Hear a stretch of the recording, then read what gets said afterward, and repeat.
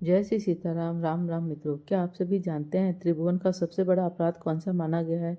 और ये अपराध कौन सा है जिसे करने पर भगवान ब्रह्मा विष्णु महेश भी कहते हैं कि इस अपराध की क्षमा याचना करना या क्षमा पाना अति ही कठिन कार्य है। क्योंकि एक बार जब आप जीवन में इस अपराध को करते हैं तो मोक्ष व मुक्ति के लिए मनुष्य को काफ़ी तरसना पड़ता है तथा कई जन्मों के पुण्यों के द्वारा भी इस अपराध को क्षमा नहीं किया जा सकता। इस अपराध के दंड को भोगना ही पड़ता है। इसलिए ये अपराध कौन सा है, आइए जानते हैं। कहते हैं गुरु से द्रोह करना ही जीवन का सबसे बड़ा अपराध है। गुरु से द्रोह करना, गुरु की निंदा करना तथा गुरु से विश्वासघात करना ही त्रिभुवन का सबसे बड़ा अपराध माना गया है। वैसे अपराधों में सबसे बड़ा अपराध वैष्णव अपराध माना गया है, लेकिन वैष्णव अपराध से भी बड़ा अपराध भगवान विष्णु भी स्वयं कहते हैं। वैष्णव अपराध से भी सबसे बड़ा अपराध गुरु से द्रोह करना है। क्योंकि जो व्यक्ति या जो शिष्य गुरु के द्वारा बताई गई उपासना को छोड़कर अपना मनमाना आचरण करना शुरू कर देता है तथा गुरु के द्वारा बताए गए नाम व मंत्र का त्याग कर मन के अनुसार जपना व मन के अनुसार कार्य करना प्रारंभ कर देता है, ये गुरुद्रोह की श्रेणी में आता है तथा इसे जीवन का त्रिभुवन का सबसे बड़ा अपराध माना गया है। इसलिए व्यक्ति को भूलकर भी अपने गुरु से कभी गुरुद्रोह नहीं करना चाहिए, ना ही उसकी आज्ञा की अवज्ञा करनी चाहिए। गुरु के वचनों को सदैव मानना चाहिए, सुनना चाहिए तथा उसके अनुसार ही आचरण करना चाहिए। गुरुद्रोह क्या है?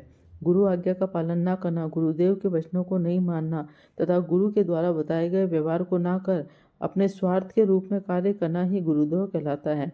उनका कहते हैं जो गुरु से द्रोह करता है उनका जन्म बीच में ही व्यर्थ हो जाता है। ना वे ईश्वर के रहते हैं ना गुरु के रहते हैं। इसीलिए कहते हैं बिन गुरु सदगति नहीं। गुरु के बगैर सदगति नहीं मिलती। माता पार्वती भी कहते हैं कि मैं 100 बार अपने प्राणप्रिय शिव के बात को ना मानकर, अपने इष्ट की बात को ना मानकर मैं अपने गुरु के वचन नारद जी को नहीं छोड़ सकती। अर्थात मेरे गुरु नारद जी ने जो मुझे एक बार वचन कह दिए हैं, मैं उन वचनों का पालन जरूर करूंगी। मैं उस वचनों को नहीं छोड़ दूंगी।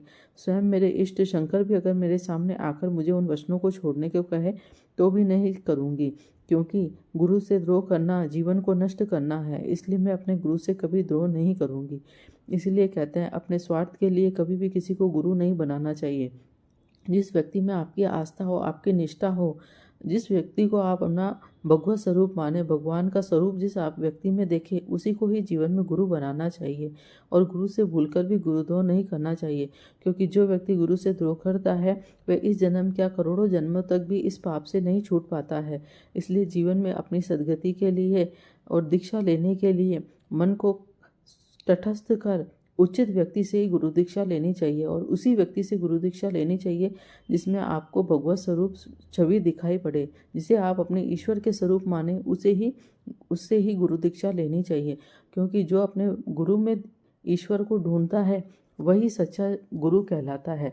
जो व्यक्ति सिर्फ संत के रूप में अपने गुरु दीक्षा ले लेता है और मनमाने आचरण करता है, ये गुरुद्रोह की श्रेणी में आता है तथा उसे इस जन्म में तो क्या कई जन्मों तक मोक्ष व मुक्ति की प्राप्ति नहीं होती। अगर आपको मेरे द्वारा दी गई ये जानकारी अच्छी लगी हो तो प्लीज़ इसे लाइक शेयर कमेंट में मेरे चैनल को सब्सक्राइब करना ना भूलें। जय श्री सीताराम। राम राम मित्रों। राधे राधे। राधे राधे।